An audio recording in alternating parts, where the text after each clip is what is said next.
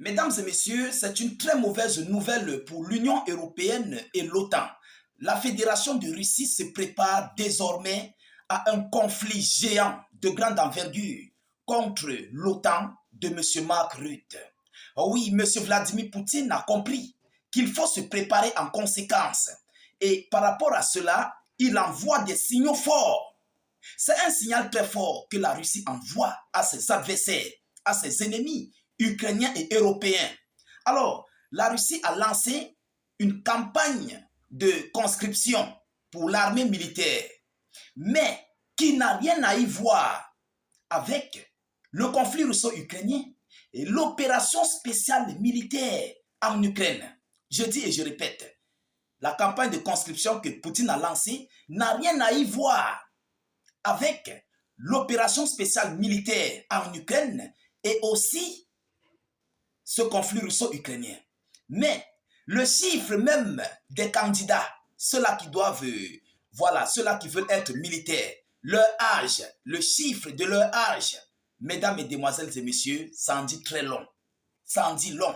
Vous savez, dans les années passées, dans les années 2022-2023, je crois peut-être 2024, la Russie recrutait de 27 à 30 ans.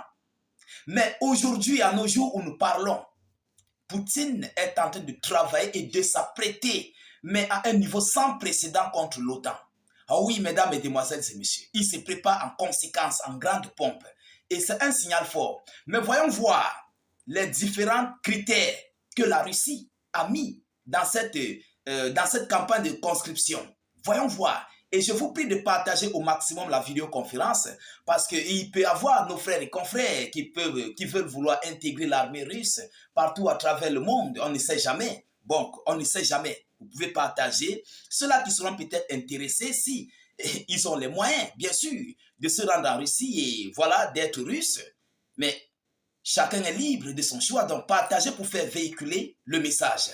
Mettez beaucoup de j'aime, mais surtout, je vous prie encore une fois de plus de vous abonner au maximum pour ne plus perdre la page et ne plus rater nos vidéoconférences. Voilà, partagez au maximum, mettez vos avis en commentaire. Selon les informations, la Russie lance sa campagne de conscription militaire de printemps. Pour le printemps, ce mois de printemps, est-ce que vous comprenez? Pour le printemps, ce qui veut dire quoi? Comme cela arrive, ils n'iront pas au front. Les anciens qui sont là, mesdames, mesdemoiselles et messieurs, vont servir sur le front en Ukraine. Et ceux qui sont là, ceux qui vont rester, donc les nouveaux qui viendront là, seront prêts pour confronter, pour une confrontation contre l'OTAN. C'est une réserve contre l'OTAN. Et l'âge alors, mesdames et messieurs, on vous dit qu'on va recruter, mais vous ne partez pas au front en Ukraine. Et les qui iront donc alors? Et je vous en prie, la Russie compte environ 2 300 000 et poussières de soldats, si je ne fais pas erreur du chiffre.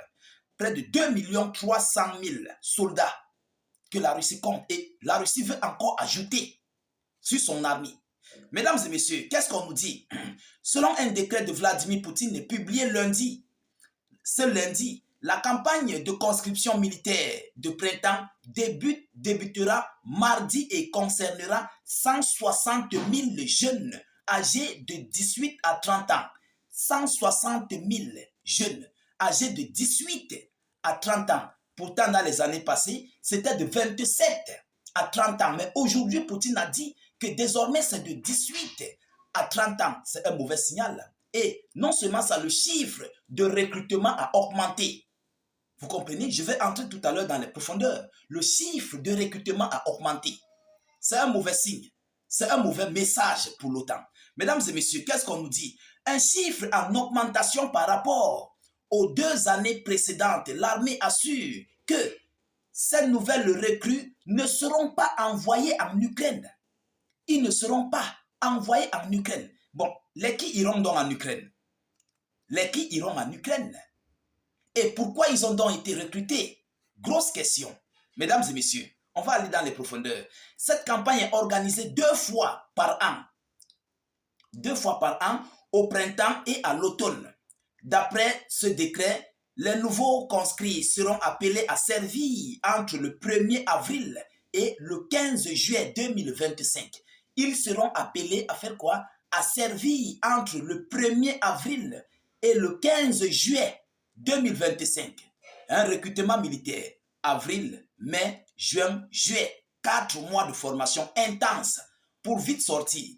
Mais pourquoi? Pourquoi ces 4 mois? Pourtant, nous savons, la formation militaire, normalement, c'est au moins, c'est minimum, c'est 6 mois. 6 à 8 mois, mais eux, ils vont faire 4 mois. 4 mois de formation. Mesdames et messieurs, ce qui se prépare est très grave. Alors, nous allons aller dans les profondeurs. Vous comprenez? La campagne de printemps avait concerné 150 000 personnes en 2024 et 147 000 personnes en 2023, selon l'agence d'État TAS, qui a augmenté à 160 000 personnes cette année, début 2025. La prochaine campagne de conscription n'a aucun lien avec l'opération militaire spéciale en Ukraine, a assuré le ministre de la Défense russe dans un communiqué en utilisant l'euphémisme imposé pour désigner la guerre en cours. Un haut responsable de l'état-major, le vice-amiral Vladimir Timliansky, a affirmé que les appelés ne seront pas envoyés dans les régions ukrainiennes où l'armée russe combat. Ils ne participeront pas non plus aux tâches de l'opération militaire spéciale, a-t-il assuré selon le communiqué du ministère russe de la Défense. En 2023, la Russie a adopté une loi repoussant l'âge limite de la conscription de 27 à 30 ans. De 27 à 30 ans en 2023. Mais brusquement, 2025, les gars entrent dans l'armée, les gars vont désormais entrer dans l'armée de 18 à 30 ans pour avoir un recrutement en masse, pour avoir plus d'hommes, un nombre massif et voire même débordant, vous comprenez, pour avoir beaucoup aussi de réservistes pour être peut-être réappelés dans les prochains recrutements. Vous comprenez? Mais alors, pourquoi la Russie fait ce genre de recrutement? Et pendant ce temps, j'aimerais que les Occidentaux comprennent que la Russie ne souffre pas au front. Ça, c'est un message pour leur dire que nous, les soldats russes, nous ne souffrons pas au front. Si la Russie avait des impacts au front, cela devait être préparé pour le front, mais tel n'est pas le cas. C'est pour dire que les lignes du front sont solides. La Russie gagne les lignes du front en Ukraine. Et ceux qui ont été recrutés là, ce sont des préparatifs pour une confrontation contre l'OTAN. Une confrontation contre l'OTAN. Parce que ceux-là auront une formation de combat contre les tactiques otaniennes. Est-ce que vous comprenez? Parce que l'armée otanienne, bon, les armées des pays de l'OTAN sont modernisées. Donc, il faut des nouveaux recrues pour pouvoir contre-attaquer ces soldats de l'OTAN dans leur modernisation actuelle. Parce que les anciens qui sont là, en fait, ils n'ont pas en fait des stratégies, ils ont des stratégies de combat, mais ils n'ont pas des stratégies modernisées otaniennes. Ceux-là qui sont là, avec ce que la Russie a comme information venant de ses espions et tout ce qui s'ensuit, ils doivent moderniser les choses et préparer une nouvelle armée à une confrontation otanienne. Ce n'est pas de préparer une armée à une confrontation ukrainienne ou bien, comment je vais appeler, de l'Estonie, et la Lettonie ou bien je ne sais pas quoi. Non, bien de la Pologne. Non, c'est une confrontation préparatoire contre l'OTAN. Est-ce que vous voyez la chose? Mesdames, mesdemoiselles et messieurs. Et ce sont non seulement des réservistes qui vont rester là pour fermer en fait les trous de l'armée russe et d'autres vont quitter du côté de la Russie pour se rendre au front au printemps. Donc les anciens quoi? Les anciens vont quitter, les nouveaux vont boucher les trous. Les anciens seront envoyés au front au printemps pour une confrontation offensive de la Russie contre l'Ukraine sur les lignes du front. Alors, mesdames et messieurs, c'est ce qui se prépare. Et c'est un mauvais signal qui s'annonce très mal et très fort contre non seulement l'Ukraine, mais plus précisément de l'Europe et de l'OTAN.